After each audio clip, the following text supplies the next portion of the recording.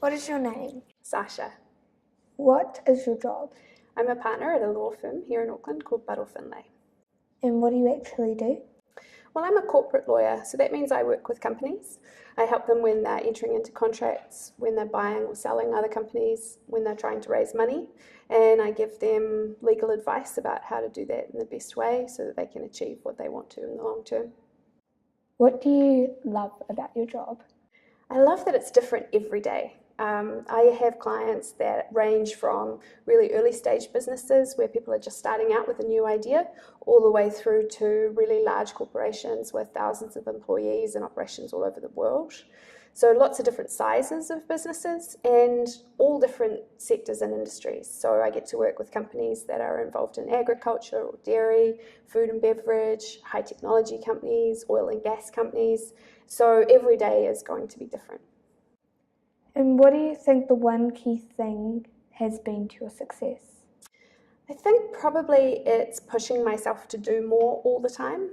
It would be quite easy, I think, as a lawyer to just settle in each day and do your work and go home. And I've tried really hard to push out into new areas and to give myself new challenges, to learn new things and work in different areas. And that's meant that I think my work's been a lot more interesting, and I've got to meet a lot of different kinds of people, and those challenges, pushing yourself and making yourself sort of slightly uncomfortable all the time, I think has made me a lot more successful.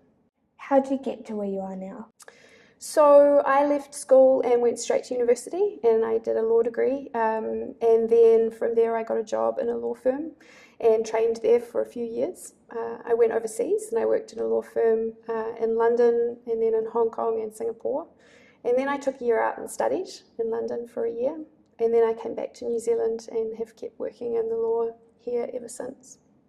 Did you enjoy school when you were younger?